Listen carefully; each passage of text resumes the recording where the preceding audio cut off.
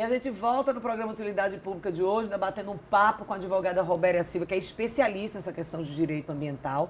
A gente estava falando no final do bloco anterior sobre as penalidades para as pessoas, por exemplo, que aterram um lago dentro da sua propriedade, porque mesmo que a propriedade seja particular, isso não dá direito à pessoa de acabar com áreas de preservação daquela localidade. Eu queria deixar isso bem claro. Veja, no direito ambiental, você vai responder administrativamente, provavelmente será lavrado um auto de infração. Você poderá responder também civilmente por causa do dano ambiental que você causou, pela aquela interferência sem os devidos cuidados, sem autorização e sem a possibilidade legal de ser feito.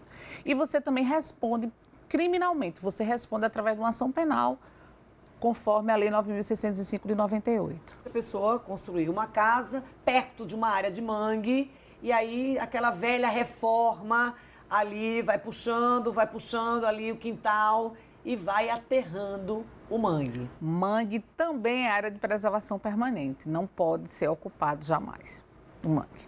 E algumas áreas em que há ocupação do mangue, há algum tipo de permissão, por exemplo, quando a gente está falando do setor público? Veja, como existem as exceções previstas na Lei 12.605 de 2012, que é o novo Código Florestal, existem exceções em caso de interesse social, utilidade pública e baixo impacto.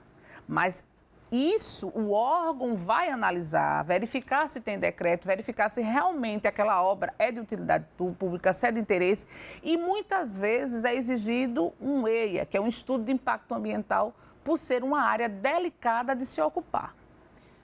A pessoa tem ali numa localidade um minadouro, uma nascente, que a gente sabe que é de preservação. Mas aí a comunidade vai jogando lixo, correndo risco ali daquela nascente já contaminar toda a água que às vezes é consumida pela população.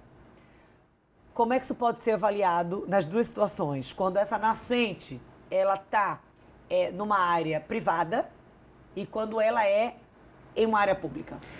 Quando ela está numa área privada, pressupõe que o dono da área ele toma as medidas para proteger essa localidade, né? Até mesmo porque, verificando, veja, eu sou o dono, eu tenho responsabilidade sobre a minha propriedade, e verificando que como eu vou identificar quem realmente fez quem atuou, quem jogou resíduos sólidos ou tantas coisas naquela nascente?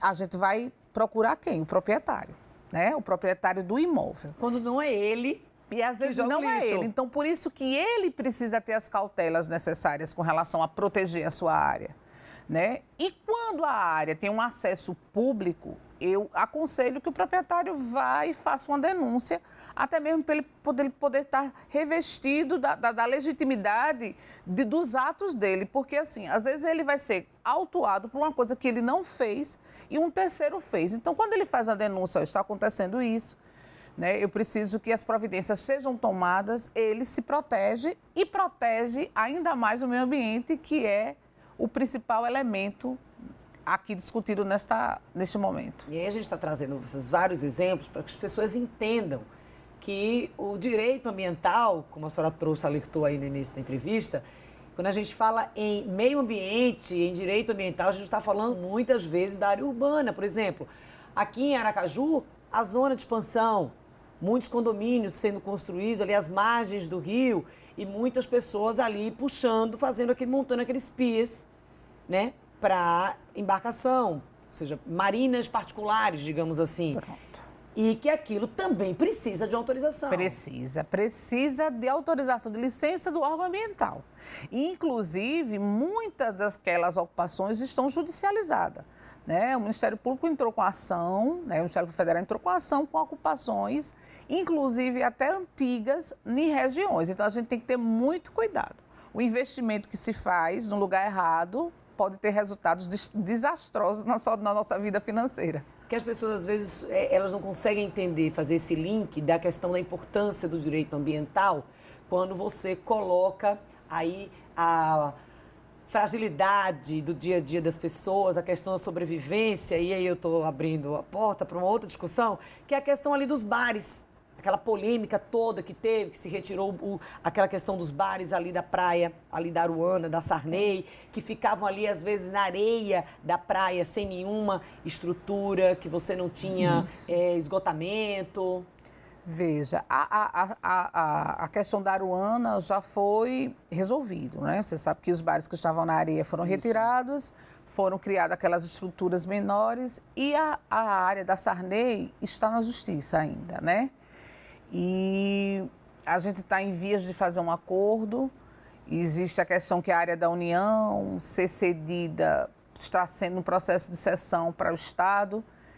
E algumas modificações deverão ocorrer, porque você tem a praia é um bem de uso comum do povo, né? A gente tem que entender que tem que ter acesso à população.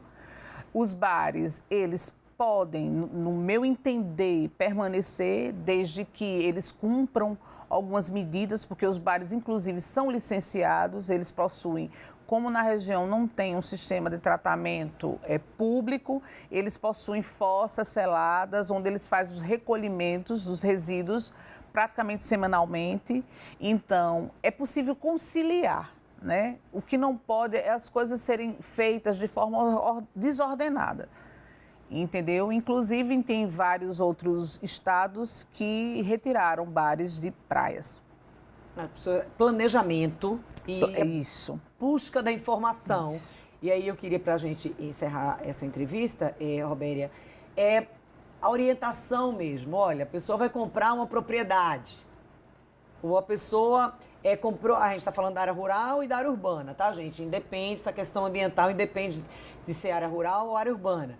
Ou a pessoa comprou uma propriedade, uma fazenda ou um sítio na área rural, ou comprou um terreno ou uma casa na área urbana, que, por exemplo, já tem um poço perfurado, mas que a pessoa não tem nenhuma informação, ou nessa fazenda tem um lago. Qual é a orientação para evitar dor de cabeça mais adiante?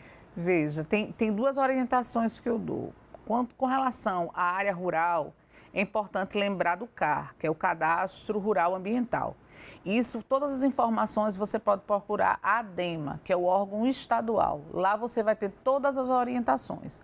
Com relação às áreas de preservação permanente, eu entendo que você procure um consultor técnico. Antes de comprar qualquer propriedade, qualquer imóvel, é necessário que você procure um consultor e tenha informações sobre aquele imóvel, se ele vai poder ser ampliado, se o que pode ser feito e se é aconselhável comprar. Porque às vezes você pode comprar um imóvel onde você só vai poder construir 40% dele. E você tem que entender, você tem que verificar se é interessante para você ou não. De repente, você quer preservar o meio ambiente, que é o que é um pouco difícil, né?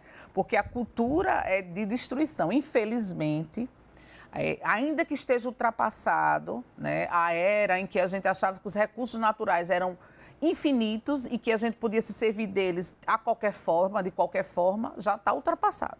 Hoje a gente tem uma visão mais holística, biocêntrica, onde a vida em todas as formas ela deve ser preservada, inclusive porque isso reverte para nós. Os efeitos de ocupação desordenada e de utilização dos recursos naturais de forma indistinta, sem os critérios técnicos necessários, sem a observação da norma, tem efeitos para a população mesmo. Né? A gente vê as mudanças climáticas, a gente percebe que assim, a instabilidade, exatamente, não sou infinita. Desabamentos, desmoronamentos, tudo isso decorre de uma ocupação sem o respeito devido ao meio ambiente. Então, a pessoa precisa, primeiro, informação e, segundo, se essa pessoa ela for uma pessoa irresponsável e ela passar por cima dessa determinação, o que pode acontecer? Ela vai ser, com certeza, penalizada, né? Vai sofrer sanção na esfera civil, na esfera administrativa e na esfera penal. Mas, para isso, é preciso que haja uma fiscalização? Ostensiva, mas, assim, as pessoas estão muito atentas. né? Então, as pessoas, os vizinhos mesmo é que denunciam, os vizinhos, as pessoas que passam, que vê, ó, estão colocando fogo ali, aí chamam, percebem uma mancha diferente de óleo na praia, já liga. As pessoas fiscalização do vizinho. Isso. Porque, assim, a ostensiva mesmo a gente ainda precisa trabalhar muito. Eu acho que isso é cultural, é do país. Isso. O órgão tem que ter mais fiscais, tem que estar bem mais equipado para que tenha uma fiscalização diuturna, o que hoje não é possível. Porque eles ainda têm... Essa necessidade, essa questão de não reforçar a fiscalização, acho que é cultural. A gente precisava fortalecer. Fortalecer. Mas eu ainda acredito que a educação é o caminho mais fácil. Porque quando a gente educa, a gente não precisa fiscalizar, porque as pessoas precisam ter a consciência de que é importante não para o outro, é importante para si. Então, quando você se educa, você diminui o custo com fiscais, né, com servidores públicos, para fazer aquela fiscalização de algo que a gente sabe que é incorreto. Né? Vamos fazer um paralelo, como dirigir embriagado. A gente sabe as consequências de dirigir embriagado. Então, assim, imagine que a gente fosse, sim, coloca-se radares, faz blitz, mas imagine se a gente fosse gastar muito mais com a coisa que está lá escrito na lei e que você precisa ter consciência que aquilo vai lhe fazer mal, em primeiro lugar. Entendeu? Então, eu acredito que a educação, a conscientização é o caminho mais barato e eficiente. Doutora, muito obrigada pelas informações. Eu acho que esse assunto precisa ser muito debatido, até porque quando a senhora faz esse paralelo aí com a questão do trânsito, a gente volta a citar uma coisa que a gente tem conversado aqui bastante na utilidade pública, que, lamentavelmente, os números caem quando pesa no bolso. A educação é importantíssima, as pessoas têm consciência, isso é fato, mas a questão de obedecer à legislação, muitas vezes, quando pesa no bolso. Então, acho que enquanto se trabalha essa questão da educação, tanto para a questão do trânsito quanto para a questão ambiental, é preciso se fortalecer a fiscalização, porque eu acho que até num processo de educação precisa ficar bem claro que as penalidades que você pode sofrer se você não obedecer ou se você destruir ali aquela área de preservação. Mais uma vez, eu queria te agradecer pela presença aqui no Utilidade Pública. Eu que agradeço pela oportunidade. E as portas estão sempre abertas para o assunto. A gente encerra a entrevista do programa Utilidade Pública de hoje e no próximo bloco, você já sabe, tem o quadro Fica a Dica lá da Marmitaria do Chefe. 2 minutos.